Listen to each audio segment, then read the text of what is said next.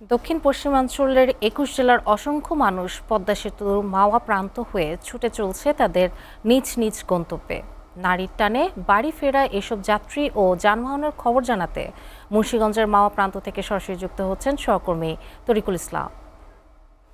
তরিকুল, সড়ক ও পদ্মা সেতু এলাকায় যাত্রী ও যানবাহনের চাপ কেমন দেখছেন, বিস্তারিত জানাবেন।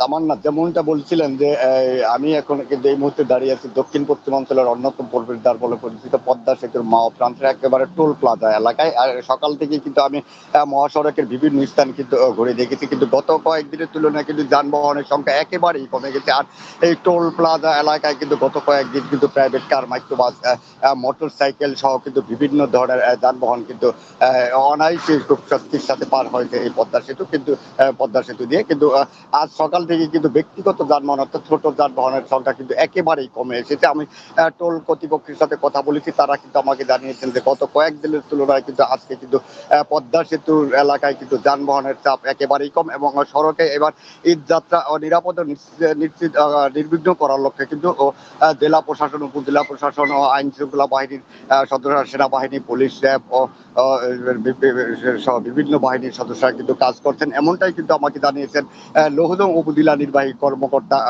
ফারজানা ববি মিতু। আপনাকে আরেকটি তথ্য দিয়ে রাখি, গত 3 দিনে কিন্তু 17 থেকে 19 তারিখ পর্যন্ত কিন্তু পদ্মা সেতু উভয় প্রান্ত দিয়ে মোট গাড়ি পারাপার হয়েছে 1,19,682টি, এবং এ থেকে কিন্তু টোল আদায় হয়েছে 13,21,51,800 টাকা। আর আপনাকে 800 টাকা। আর এই মহাসড়কের কিন্তু এই ঢাকা মাওয়া এক্সপ্রেস ধলেশ্বরী টোল প্লাজা এলাকা থেকে কিন্তু এই পদ্মা সেতু এই প্রান্ত পর্যন্ত কিন্তু কোথাও কোনো ধরনের কিন্তু যানজট নেই এবং ভোগান্তি নেই। তবে দূরপাল্লা এবং লোকাল বাসগুলোতে কিন্তু পদ্মা সেতু থানা এলাকা থেকে কিন্তু অতিরিক্ত ভাড়া আদায়ের চিত্র আমরা দেখেছি। সেখানে কিন্তু যদিও নির্বাহী ম্যাজিস্ট্রেট দায়িত্ব পালন করছেন, কিন্তু তথাপি কিন্তু তাদের চোখে ফাঁকি দিয়ে কিন্তু এক শ্রেণীর চালক এবং গাড়ির স্টাফরা কিন্তু সেখান থেকে অতিরিক্ত ভাড়া আদায় করছেন। আর যার কারণে কিন্তু যাত্রীদের ভিতরে কিছুটা দুর্ভোগের চিত্র লক্ষ্য করা গেছে। আর এই ছিল আমার কাছে মুন্সিগঞ্জের পদ্মা সেতুর মাওয়া প্রান্ত থেকে ঈদে ঘরমুখ মানুষের